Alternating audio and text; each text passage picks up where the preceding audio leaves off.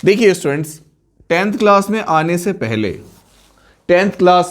से पहले हमें डर लगता था कि कैसे हम बोर्ड एग्जाम को क्वालिफाई करेंगे। लेकिन आज वो स्टेज है, आज वो मौका है कि आपके 1 महीने बाद बोर्ड एग्जामिनेशन आने वाले हैं और आपकी प्रिपरेशन कहीं ना कहीं आप ये मानते हैं कि आपकी प्रिपरेशन शायद कम है या फिर पूरी नहीं है या फिर प्रॉब्लमेटिक है। ऐसा कुछ मानते हैं आपकी मेरी सिचुएशन प्रॉब्लमेटिक है और सबसे बड़ी समस्या है कि हम लंबे आवर्स स्टडी के नहीं दे सकते, राइट। देखो, ये आपकी जैसे हमारी लाइफ की सक्सेस की लैडर्स होती हैं, तो ये आपकी पहली लैडर है, राइट। इस पहली लैडर के बाद सेकंड स्टेज, थर्ड स्टेज, बहुत सारे लाइफ के प्रोसेस आएंगे जिसमें आपको स्टडी में ज्यादा से ज्यादा समय देना पड़ेगा। लेकिन क्या जरूरी है? जरूरी यह है कि आप इस स्टडी के फॉर्मेट को समझें। आप ये समझें कि ये जो लड़ाई है ये सिर्फ आज की लड़ाई नहीं है, ये लड़ाई जो है आगे आने वाले 11th और 12th के लिए भी है और इस लड़ाई को आपको कंटिन्यू रखना है। समझ पा रहे हैं आप? कंटिन्यू रखना है। मैं कहना क्या चाहता हूं? कहना ये चाहता हूं कि किसी भी एग्जाम को पास करने के लिए या अच्छे मार्क्स लाने के लिए 2 तरह से स्टडी की जाती है। या तो आप 3 घंटे रेगुलर स्टडी करो पूरी साल रेगुलर, या तो आप जब एग्जाम आने वाले हो तो कम से कम 5 से 6 घंटे आप अच्छे से, इसे बोलते हैं अच्छे से स्टडी करना, बहुत ही गहराई से अच्छे से स्टडी करना। एक और समस्या स्टूडेंट्स के सामने रहती है, अगर वो 6 घंटे पढ़ने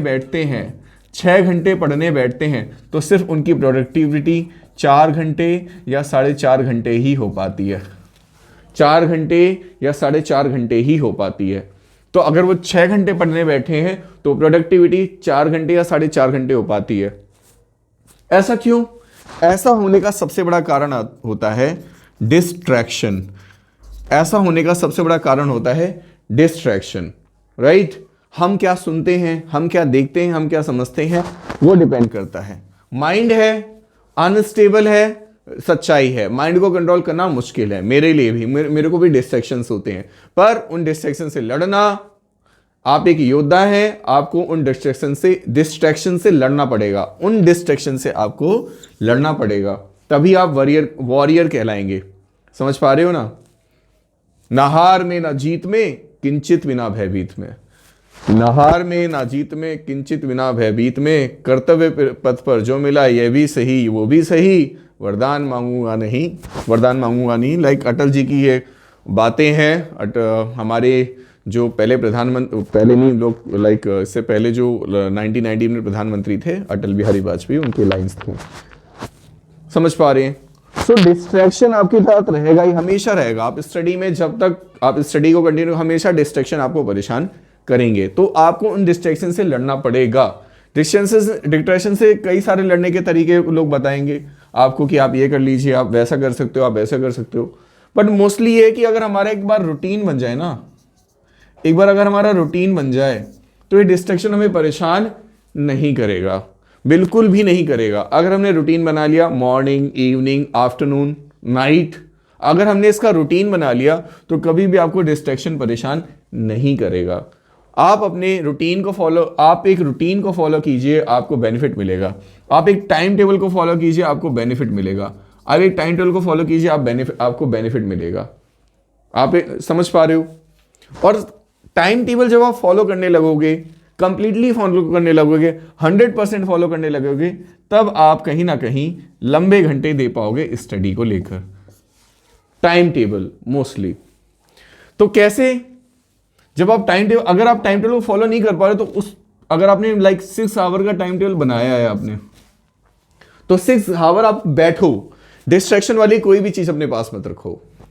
एग्जाम टाइम है, मेहनत करोगे, फोकस करोगे, आपका नाम होगा, आपकी फैमिली का नाम होगा, आपको बेनिफिट मिलेगा और ये बेनिफिट आपको आगे भी काफी हेल्प करेगा आपकी स्टडी में। अगर आपने एक बार रूटीन बना लिया अपना, रूटीन बनाना ही बहुत ज्यादा इंपॉर्टेंट है, क्योंकि जिस पर्सन के पास अपना एक रूटीन होता है, जिस पर्सन के पास अपनी एक स्टडी का एक वे होता है, वो कैसी भी प्रॉब्लम को आसान से डील कर लेता है, आसानी से, बहुत आसानी से डील कर लेता है। देखो स्टूडेंट्स, मेरा ये कहना है, हम लोग लाइक 6-7 घंटे पढ़ते हैं राइट, जो आप स्कूल का वर्क करते हैं 6-7 घंटे, एक्चुअल में वो स्टडी नहीं होती। जो हम सेल्फ स्टडी कर पा रहे हैं, सेल्फ में कर पा रहे हैं, वो स्टडी होती है, वो चाहे 2 घंटे की हो, चाहे वो 3 घंटे की हो। इससे आपको बेनिफिट मिलता है, ये सेल्फ स्टडी से आपको बेनिफिट मिलता है कि सेल्फ कितना कर पा रहे हैं आप। आपने सेल्फ से क्वेश्चन पेपर लगाए, आपने सेल्फ से क्वेश्चन लगाए, वैसे क्वेश्चंस लगाए, लाइक प्रैक्टिस क्वेश्चंस लगाए, तो जो सेल्फ खुद ही कर पा रहे हो वो मैटर करता है कि आप खुद से कितना कर पा रहे हो, वो मैटर करता है। तब आप जान पाओगे कि क्या चीज सही है, क्या चीज गलत है, मुझे कितना आता है। देन आफ्टर दैट आप थोड़ा और इंप्रूव करोगे, धीरे धीरे करोगे। और ऐसा भी नहीं है कि आप कुछ करने बैठे आपको चीजें 100% आ जाए। जब कोई चीज हमें नहीं आती है, जब कोई चीज आपको नहीं आती है, तब आपका दिमाग डिस्ट्रैक्ट होता है और वो वहां जाता है जहां उसे मजा आता है। यही प्रॉब्लम फंस जाती है। सपोज आपने कुछ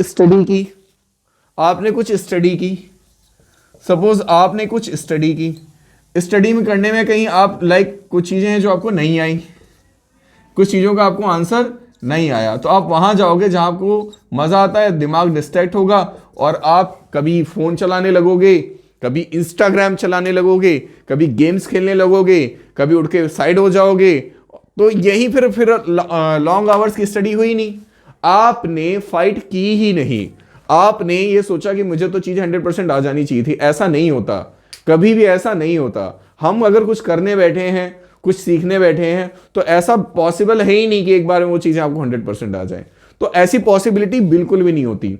तो आप इस मेंटेलिटी को लेके रखें कि मैं अगर पढ़ने बैठूंगा तो मुझे 2 या 3 घंटे बैठना है और चीजें जितनी भी आए बस उसको करते जाना है, जो ना है उसको नोट डाउन करना है कि ये चीज मुझे नहीं आई है, राइट। तब आप लॉन्ग आवर्स दे पाएंगे स्टडी में,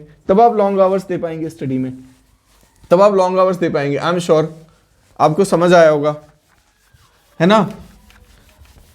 तो कुछ टिप्स है वो दे देता हूं जिससे आप कुछ चीजों से जुड़े रहें, ताकि आप ये जो मैं बातें बता रहा हूं ये भूले ना, राइट। ठंड में एक्चुअली मार्कर चिपक गया है, इतना आसानी से साफ नहीं हो रहा। ओके, ठीक है। तो कुछ टिप्स हैं वो आपको दे देता हूं ताकि आपको बेनिफिट रहे। पहली टिप है, सबसे बड़ी बात, कि आप एक रूटीन बनाएं और रूटीन को 100% फॉलो करने की कोशिश करें। रूटीन 100% हो नहीं पाता, एक्चुअली 90% तो कर सकते हो। कोशिश करो 90% या 100% उसको फॉलो करने की कोशिश करो। पढ़ाई का मन नहीं कर रहा है, फिर भी उस रूटीन में आप बैठो, वाटर बॉटल आपके साथ होनी चाहिए, आप अच्छी स्लीप होनी चाहिए आपकी। ऐसा नहीं कि रात में सोते सोते फ़ोन चला रहे हो या सो रहे हो तो फिर रात में नींद खुली तो फ़ोन उठा के चलाने लगे। तो आपको हाइड्रेटेड रहना है, आपको स्लीप अच्छी लेनी है, आपको डाइट अच्छी लेनी है। डाइट में फल ज़्यादा लो, अच्छा है। रोटी ज़्यादा खाओगे तो नींद ज़्यादा आएगी, राइट। ऐसा नहीं, मैं रोटी खाने के लिए मना नहीं कर रहा हूँ, रोटी कम खाओ, सब्जी ज़्यादा खाओ, फल ज़्यादा खाओ, तो आपकी एनर्जी ज़्यादा रहेगी। रोटी को डाइजेस्ट करने में थोड़ा टाइम लगता है, जिससे ब्रेन के फंक्शन थोड़े स्लो हो जाते हैं। तो डाइट अच्छी लो, रूटीन है, समझ पा रहे हो आप। रूटीन को अच्छा फॉलो करो, तब आप थोड़ा इसमें लॉन्ग आवर्स की स्टडी में आपको काफ़ी हेल्प मिलेगी। उसके बाद आपके पास स्टडी मटेरियल अच्छा होना चाहिए। स्टडी मटेरियल आपके पास अच्छा होना चाहिए। स्टडी मटेरियल आपके पास अच्छा होना चाहिए। स्टडी मटेरियल अच्छा होना चाहिए तो आपको मोटिवेशन मिलेगा कि अच्छा इसमें ये पॉइंट से आप कहीं फंसोगे ही नहीं, फंसोगे तो कहीं सॉल्यूशन मिलेंगे आपको। ऐसा होता है, मैं जब 10th में था तो मैथ्स की मैंने सॉल्यूशन बुक जरूर ली थी। कोई भी क्वेश्चन फंसता था उसके सॉल्यूशन देख लेता था, लेकिन चीजें खुद से ज्यादा करता था। जब फंसता था तो उससे सॉल्यूशन देख लेता था। कई बार ऐसा होता है कि सॉल्यूशन बुक में भी नहीं समझ आता क्योंकि वो शॉर्ट कॉन्सेप्ट यूज करते हैं, राइट। तो क्या करना होता है, स्टडी मटेरियल अच्छा होना चाहिए आपका, ये जरूरी है ताकि आप लॉन्ग आवर्स दे सकें, आपको डिस्ट्रैक्शन ना हो गई, फंसे ना। अगर अच्छा मटेरियल होगा तो सारी चीजें आपको आसानी से समझ में आएंगी। इसके बाद एक तो रूटीन होना चाहिए आपका एक पास। Routine that means time table होना चाहिए आपके पास टाइम टेबल होना चाहिए, स्टडी मटेरियल अच्छा होना चाहिए आपके पास, right, pen, rough book, rough notebook, है ना, और लाइक शॉर्ट नोट्स या फिर लाइक फार्मूला शीट, ये सारी चीज़ें होनी चाहिए। ये मतलब अच्छे स्टूडेंट्स के पास ये चीज़ें होती हैं, वो बनाते हैं ताकि उसको रिवाइज करते हैं। मोस्टली क्या होता है ना, एग्जाम के टाइम में आप 50% आपको रिवीजन भी करते रहना होता है। Revision most important.